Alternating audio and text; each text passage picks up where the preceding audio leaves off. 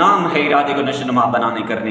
جس میں ارادہ نہیں اس کا عمل عمل ہی نہیں، یا جس عمل کے پیچھے ارادہ نہیں اس کے نتائج کے وہ شخص ذمہ دار نہیں. نہ مجبوری کی نیکی نیکی ہوتی ہے، نہ بدی بدی ہوتی ہے. لہٰذا جو صاحب ارادہ نہیں اس کی ذات کے ذوف استحکام کا سوال ہی پیدا نہیں ہوتا. جو صاحب ارادہ اپنے ارادے سے غلط راستے اختیار کر لیتا ہے، اس طرح اس ذات کی نشوونما نہیں ہو پاتی. طبی موت کے بعد وہ بھی زندہ ہوگا لیکن اسی میں آگے بڑھنے کی صلاحیت نہیں ہوگی. اسے جہنم کی زندگی کہا گیا ہے. اس کے متعلق قرآن میں ہے لا یموت فیہا ولا یحیا.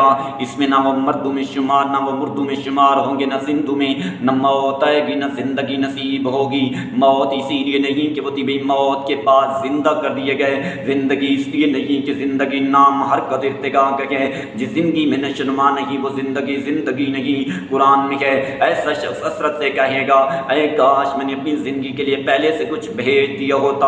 ان کے برعکس اہل جنت حیات جاودہ کے مالک ہوں گے. وہ کہیں گے ہم پہلی موت کے بعد جو دنیا کی زندگی میں آ گئی مرنے والے نہیں، وہ زندہ اور متحرک ہوں گے، اور زندگی کی مزید ارتقائی منزلیں ان کے سامنے واضح اور روشن ہوتی چلی جائیں گی. ان کا نور آگے آگے اور دائیں جانب دوڑ رہا ہوگا. انگریزی زبان میں اس کو یوں سمجھو کہ اہل جہنم کی زندگی محض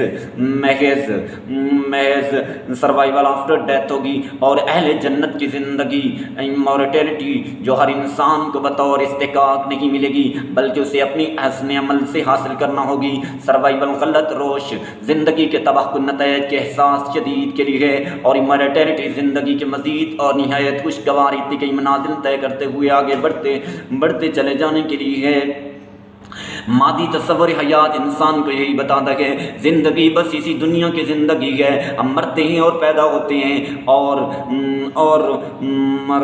مرور زمانہ ہمیں ہلاک کر دیتا ہے. لیکن اسلامی تصور حیات یہ سکھاتا ہے اگر تم اپنی ذات کی قوتوں کو بیدار کر لو تو تم مادی چار دیواریوں سے نکل کر بہت آگے جا سکتی ہو. یہ بنیادی وجہ ہے کہ ان دو متضاد نظریات زندگی رکھنے والوں کی نہ زندگی ایک جیسی ہو سکتی ہے نہ موت. جو لوگ نہ ہمواریاں پیدا کرتے ہیں کیا وہ خیال کیے بیٹھے ہم انہیں ان لوگوں جیسا بنا دیں گے جو مستقل اقدار پر یقین رکھتے ہیں اور ہمارے تجویز کردہ صلاحیت بخش پروگرام پر عمل پیرا ہوتے ہیں؟ قطعاً نہیں. نہ ان کی زندگی ایک جیسی ہو سکتی ہے نہ موت. کتنا غلط اور برا ہے اور وہ فیصلہ جو یہ لوگ اپنے متعلق کرتے ہیں یہ صاف ظاہر ہے. مومن کے نزدیک موت کوئی خوف کی چیز نہیں ہوتی. وہ جانتا ہے اور اس پر یقین رکھتا ہے سانس کے بند ہو جانے سے انسان مر نہیں جاتا. اس کے سامنے زندگی کی مزید ارتقائی منازل کے راستے کھل جاتے ہیں.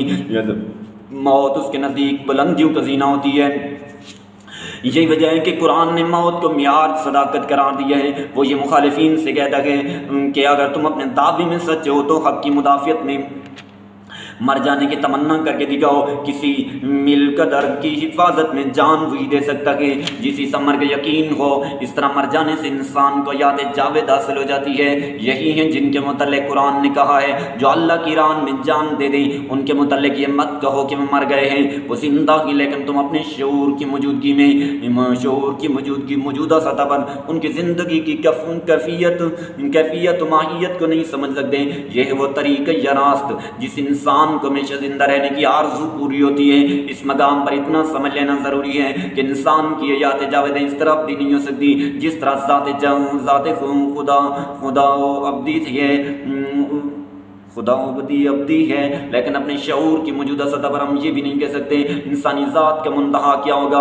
اور جب یہ ذات خدا بندی کی طرح ابدی اور قیم و دائم نہیں اور نہ ہی خدا کی ذات کا جزو ہے تو پھر اس کا حشر یہ انجام کیا ہوگا. اس سلسلے میں قرآن کریم صرف اتنا بتاتا ہے کہ انسانی جسم کے فنا ہو جانے کے بعد انسانی زندگی اپنے مزید ارتقائی منازل طے کرتے ہوئے آگے بڑھتی جاتی ہے. اس کے بعد کی کیفیات سے نہ وہ بحث کرتا ہے اور نہ ہی ہم کچھ کہہ سکتے ہیں یا سمجھ سکتے ہیں. یہ سوال ہمارے موجود حد ادراک سے ماورا ہے، ایسے ہی جیسے زندگی اور کائنات کے آغاز کا مسئلہ ہمارے سرحد ادراک سے ماورا ہے. لیکن حیات بعد الممات ایک حقیقت ہے جس پر ایمان اسلام کا بنیادی مطالبہ ہے. یہ در حقیقت قانون مکافات عمل ہی کی بڑھتی ہوئی شکل کا نام ہے. زندگی اگر اسی دنیا کی زندگی ہو تو پھر دین کا سارا تصور بے معنی ہو کر رہ جاتا ہے. اس کی عمارت قائم ہوتی انسانی ذات قانون مکافات عمل اور تسلسل حیات کی ایمان پر دنیاوی آخری زندگی میں زمین و آسمان کا فرق ہے۔ اسلام کے علاوہ دیگر تمام مذاہب نے روحانی زندگی کے جو تصورات پیش کیے ہیں وہ حقیقت دلیل کی کسوٹی پر پورا نہیں اترتے۔ وہ لوگ دنیاوی امور و معاملات میں اس قدر الجھ گئے ہیں، وہ خدا کی لاسانیت سے بے پیرا ہو گئے ہیں۔